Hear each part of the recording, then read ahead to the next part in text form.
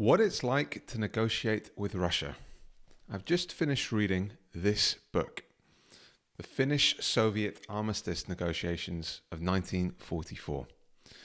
The idea of a Finland model for Ukraine was put on my radar a couple of months ago by the president of Finland, Alexander Stubb. Here's what he had to say. Now, what happened to Finland in 1944 with an uncomfortable peace with Stalin after the Winter War and the War of Continuation, we retained independence, unlike our Baltic friends. But we lost our sovereignty to decide the clubs where we want to participate, and we lost 10% of our territory. So I would never like for that to happen to Ukraine. Now, interestingly, he speaks of it there as a negative example. But the very next day at the same conference, Sir Neil Ferguson said the following. The most interesting thing that I heard yesterday was from President Stubb. And President Stubb pointed out that Finland got independence, but not full sovereignty, and it lost territory. Finland's still here. Looks pretty good. South Korean good. Now, this book that I've picked up, I had to order it secondhand from Sweden. It took a little while to make it to me. But it's particularly interesting in that the first half of it covers an analysis of the negotiations, and the second half gives an actual series of transcripts, so you can actually read exactly what was said in the room as if it's a screenplay. I wrote up my notes because reading the book felt like studying an old chess game and seeing an opponent's prior moves, but the notes were so detailed and thorough, very few people would be able to make their way through all of them, so I thought I'd put together this video to make the ideas from the book slightly more accessible. It's just a one paragraph overview, background to this war from the book. The Second War was, if not exactly a continuation of the First War, which was the Winter War, which took place from 1939 to 1940. It was quite a short war, but one in which the Soviets took a lot of territory from Finland. It was so at least a consequence thereof. So pretty similar to Ukraine today, having the 2014 conflict leading into 2022. The Russians had started the Winter War with the intention of a total occupation of Finland. The Russians appointed a puppet government. They had no intention of recognizing Finland as an independent country. Language we're all very familiar with today regarding Ukraine. Now, going into the continuation war, Finland thought early on that it could win. The implicit belief in a successful war was, after all, not unnatural 1 year after all of the German victories in 1940. So this is, of course, happening during World War II, and Finland has, in a sense, uncomfortably allied with Germany in an attempt to win back some of the territory that it had lost in the prior war. It took a long time before Finnish military circles realized that defeat was unavoidable. The prevailing thinking at the time was that Stalin and Molotov was the Soviet foreign minister, and yes, I know what you're thinking, he is the person that Molotov cocktails are named after, actually from this very war, that the Finns were coming up with these improvised incendiary devices and throwing them at Soviet tanks, and that's where the expression actually comes from. But the prevailing thinking was that the two of them would be replaced. The Soviet regime would collapse following defeat of the Red Army. Before long, one would have to deal with a new Russian government and not with Stalin or Molotov. Finland expected the fall of Moscow in relatively short time.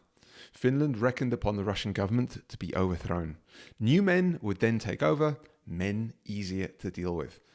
The kind of language we've all heard during 2022 about Putin. Now let's talk about Karelia, which is very similar in geography and economic viability to the Donbass. You'll see it here on the map, that it's southeastern, and like the Donbass, the Soviets wanted troops withdrawn from it and the territory ceded to them. But the Finnish army would not withdraw. People began to get tired of the protracted war. This feeling of war weariness could be applied to the general public. A peace which would imply a withdrawal within Finland's own bounds would not have been hard for the Finns to accept. But the most resolute opposition came, not unexpectedly, from two quarters. One was the army, another the Karelians. A minister declared that the Karelians and the army would never accept a peace that conceded territory. As for the army, there is no doubt that a very stubborn resistance existed among the officers against the idea of giving up what had been gained in the war. Now, in March 1944, two Finnish envoys are sent to Moscow to begin negotiations. One of them is called Paasikivi, and the other is called Enkel, Karl Enkel. The two of them have a great sentimentality towards this area of land in Karelia. Here's Paasikivi. Karelia, specifically its northern part, is a vital problem for Finland. This territory is organically connected with the remaining part of Finland. Within historical times, Karelia has been inhabited by the Finns. From an economic point of view, it is one of the most important parts of our country. I could deliver a lengthy lecture to you on this matter. And Karl Enkel says, I would like to say a few words regarding sentimental matters. From the Finnish point of view, emotional motives are perhaps the decisive ones. The Finnish people cannot accept the Moscow Peace Treaty frontiers because this boundary cuts in half the country raised by our ancestors. In my capacity of a Finnish citizen, I must quite openly and honestly tell you what every Finnish citizen feels about the 1940 frontier. Karelia can be torn away from us by force only. The Finnish people love every tiny little strip of land in their country, and their reluctance to give up a part of their country is actually based on the sentiment of love. Our sense of duty forbids us to accept the terms set forth by you. We are ready to die for this notion. Now, kind of hilariously, these two Finnish envoys have completely different ideas as to what to do in the negotiations. Much has been made in the past 11 months of the difference in stance between Ambassador Steve Witkoff and General Kellogg. Any discrepancy between the two of them pales in comparison to the difference between Paasikivi and Enkel that only became apparent actually during their trip to Moscow. It did not last long before it became evident that the two delegates were far from being of the same opinion. It was not until their arrival in Moscow that the two delegates got the opportunity to take stock and study their assignment. Now it became evident that the two gentlemen had not received any concrete instructions whatsoever from the Finnish government. They should merely listen to what the Soviet leaders had to say, and afterwards they should ask for an interpretation of the summary terms which Paasikivi had received in Stockholm. Once they had obtained such information, they could possibly put forward their own comments and submit their counter-arguments to the Russians. The two Finnish delegates' views of the role they were supposed to play in Moscow were, however, fairly divergent. Paasikivi's opinion, and I think this is in a sense resembling Steve Witkoff's, from the very beginning was that the war was irretrievably lost, and that Finland, even by making very great sacrifices, should try to get out of the conflict as soon as possible. Karl Enkel, on the other hand, I think like General Kellogg, wanted to adopt a firm attitude towards the Russians, and he also wished to come to a settlement on terms consistent with Finland's dignity and acceptable by Parliament and government alike.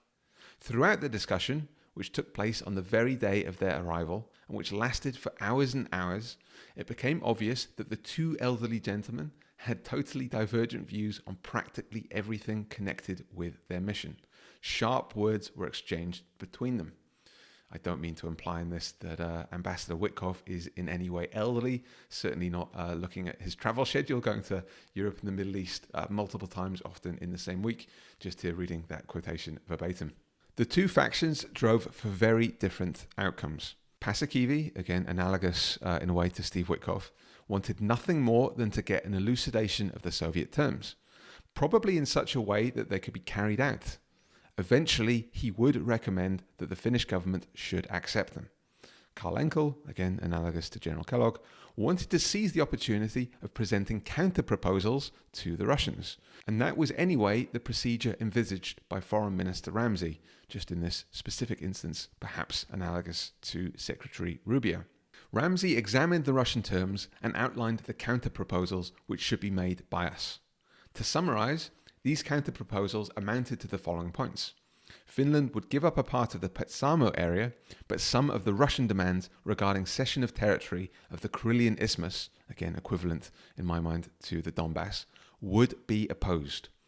No claim whatsoever on a war indemnity could be accepted, The demobilization of the Finnish army would not even be discussed.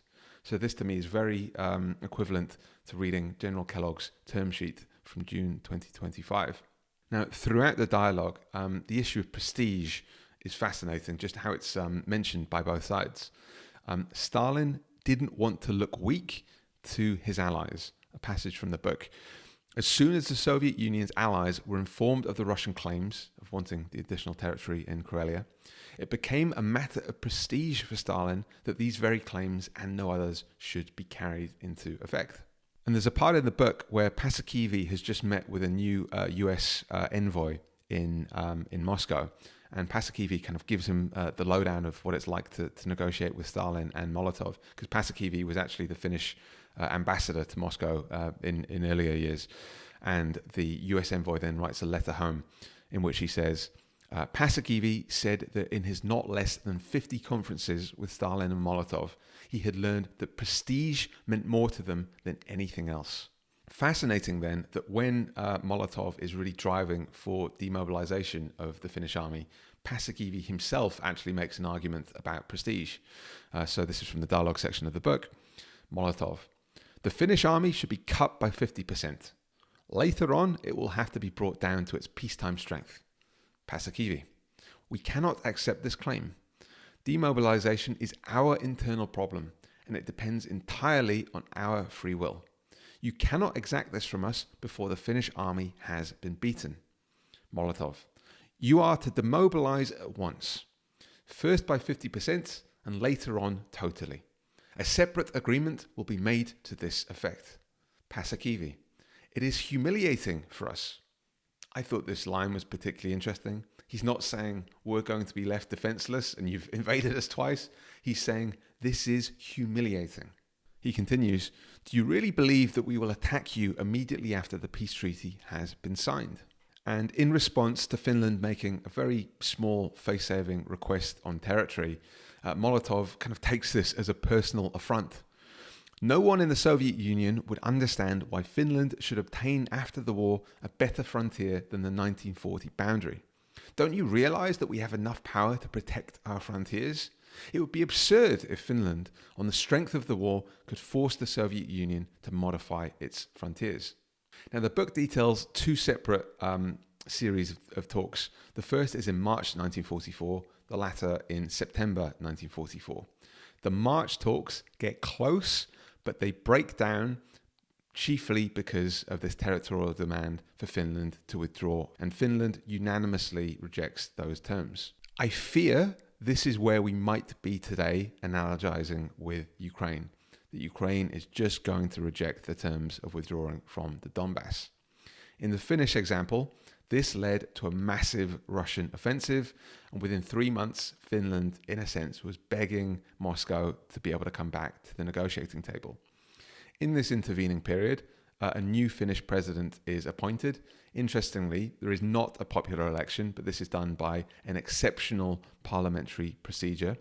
But the new president comes to power in early September, and he has the courage to say, we will withdraw from Karelia because we just need this war to end. Now, throughout the talks, the Soviet side, led by Molotov, are just overwhelmingly strong and forceful. And the idea of them making any sort of concession just feels extremely slim. There's a passage that says, when the Finns told Molotov that they wished to take home at least some concession from the Soviet side, Molotov snapped irritably at them. You did not come here to get any concessions, only to obtain an interpretation of our terms. He made a fundamental statement saying that Finland could not expect any concessions since Germany, whose ally Finland was, had already lost the war. Now, in laying out their conditions, the Soviet conditions for what they're seeking for from an armistice, point number 1 is internment of German troops on Finnish territory. There are 200,000 German troops in Finland, in northern Finland, in March 1944, and Molotov is saying, absolute number 1 first condition before we can talk about anything else is you must intern these troops, which goes on to be defined as you must capture the troops, you must disarm them, and you must keep them in camps until the end of World War II, just so they can't intervene anywhere. And Finland pushes back on this and says, we don't think we can do that practically, because if we do, Germany will go to war against us. We just don't see that it's practical. Is there any way we could instead expel the troops from our territory? Could we send them over the northern border into Norway instead? But Molotov is just resoundingly insistent on this and just says, no, they must be interned. However, very late on in these talks, there's actually an interval. Molotov comes back from this interval. You'll see here just a photo from the book. The conference was suspended at 6:10 p.m. The negotiations were resumed at 8 p.m. And Molotov says, our government, now this isn't said explicitly, but I think our government can reasonably be interpreted as a euphemism for Stalin. And I think it's the fact that these talks took place in Moscow, I think it's highly likely that Molotov had actually discussed things with Stalin during this break. So Molotov says, our government has decided to make a concession to you insofar that the breaking off of relations and the internment will take place either in the way that we had mentioned, or so that you can break off your relations and expel the German troops. So Molotov just comes back in. This is very unexpected at this point because he's just been totally forceful on it previously. But I think after having some kind of exchange with Stalin, he comes back and makes this concession. Which is interesting in that Molotov is kind of this like almighty figure in the negotiating room. He's just extremely forceful. I think, however, he did not have authority to make this concession, and it took him actually liaising with Stalin directly to have the authority to do it. And this reminded me of a passage from Art of the Deal, President Trump's first book in 1987, in which Trump writes, and this book, of course, was ghostwritten, but I think it's very conceivable that Trump would have said this kind of thing almost 40 years ago. Suddenly it dawned on me why my deals kept coming apart. If you're going to make a deal of any significance, you have to go to the top. It comes down to the fact that everybody underneath the top guy in a company is just an employee. An employee isn't going to fight for your deal. The last thing he wants is to upset his boss. So he'll present your case with no real opinion. Now, using a literal interpretation of this language, Molotov, in a sense, was an employee of Stalin. Today with Ukraine, Dmitriev, as senior as he is, as close to Putin as he is, even Lavrov as close to the heights of power as he is, they are, in a sense, employees. And if the US negotiating team is striving for concessions, they probably have to come from Putin personally. Now, the really interesting question, if we can believe that the March 1944 talks are analogous to where we are with Ukraine today, is could the March 1944 talks have actually succeeded, and could they have spared a further 5 months of conflict? I think, with the benefit of hindsight, that they could have been. The crux of why they didn't really boils down to sequencing. So Molotov was driving for internment first, and only once internment had taken place, then could there be an armistice or peace treaty. And it's actually interesting, at one point the Finnish delegation asks whether they should be planning for an armistice or a peace treaty, and Molotov says, we don't care what you call it, let's just deal with internment first. But in a sense, that would be leaving Finland defenseless, taking away the German troops that they are allied with, and then having an armistice. So it feels a little bit analogous, again, to Ukraine withdrawing from the Donbass today. What ultimately happens in early September is that there is an armistice. There is then a very tight period of time, I think it's something like 10 days, where the Finnish troops withdraw from Karelia. It takes quite a bit longer to actually expel the German troops, and they do go to war against Finland. This comes to be called the Lapland War. It takes about 200 days. The German troops just take an utterly kind of scorched earth approach in destroying bridges and everything on the way out of northern Finland. But then ultimately there is peace. And I think had this sequencing been laid out in March, it is conceivable that the two sides could have gone along with it. In making the comparison with the Donbass today, it seems to me that on one side, Russia is saying Ukraine must withdraw from the Donbass and then there'll be an armistice or peace negotiations. And Ukraine and Europe are saying, let's freeze the line of control where it is today.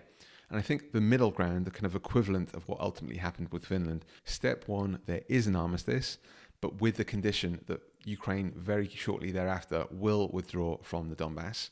Ukraine only doing that as step two once there has been an armistice, And then step 3, once Ukraine has withdrawn from the Donbass, then there could be a peace. That would be the literal application of what happened here in Finland. Now, an interesting detail is that Paasikivi, who I think is analogous to Steve Witkoff, was thought, following the March talks, to be something of an appeaser. So the two delegates come back from the March negotiations. The terms are much more severe than the Finnish government had anticipated. And Paasikivi just says, let's take these terms. We need to get the war over with.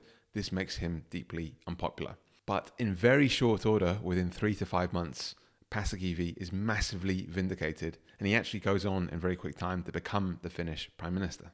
On the other hand, the leaders who'd not agreed to the March 1944 terms, subsequently following the ultimate signing of the armistice, they get tried for war responsibility, and the foreign minister actually goes and serves prison time. The president gets sentenced for 10 years. The foreign minister gets served for 2.5. I think the president is ultimately pardoned and paroled and doesn't serve jail time, but the foreign minister does. And it's fascinating that the terms in 1944 were unanimously rejected. There was no popular opinion for them whatsoever. Yet in retrospect, the leaders are seen to have prolonged the war for not going along with the terms. It feels like something like this couldn't happen in Ukraine today, but I think had you been there in March 1944, you would not have expected this to happen either. Just a few last small details. Throughout the dialogue, the Soviet side refers to these extremely severe and harsh terms as moderate terms. Molotov, you can ask the English, the Americans, the Swedes, and they will all tell you that they did not expect such moderate terms after the war. To which Enkel replies, they do not realize how severe those conditions actually are. The loss of Karelia alone means such an enormous lot to us. And to this, Molotov says, I do not see why we should make any concessions to you. Germany has already lost this war, and you are Germany's ally. Therefore, you must now put up with the situation of a defeated country. I think this is in the September discussions.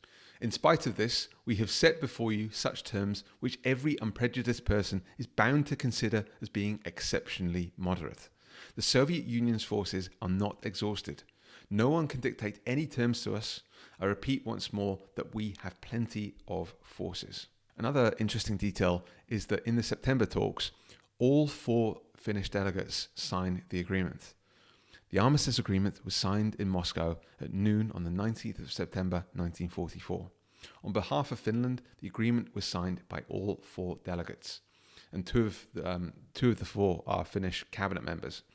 My read of this is that the terms are so harsh and severe that no individual Finnish delegate will actually sign it and have their name stamped to it. They have to spread the responsibility amongst the 4 of them. That's not explicitly said in the book, but that's just my read as to why it's all 4 of them signing. Another very high priority condition for Molotov and the Soviet side is 50% demobilization. There's a huge amount of back and forth between the sides in the dialogue of this, and Molotov ultimately makes something of a presentational concession and says, demobilization, we can eliminate this clause from the final peace treaty and make a separate agreement on this point. So it is still being imposed, but Molotov can just recognize this idea of prestige insofar as demobilization and says, we don't actually have to put this in the armistice agreement, we can have a separate agreement with you on that. The actual article that I've put together with all of these highlights gives an exact play-by-play of the chronology, the negotiations, how they actually play out. But unless you're actually going to the Kremlin and negotiating things today, you probably don't need to read it after watching this video.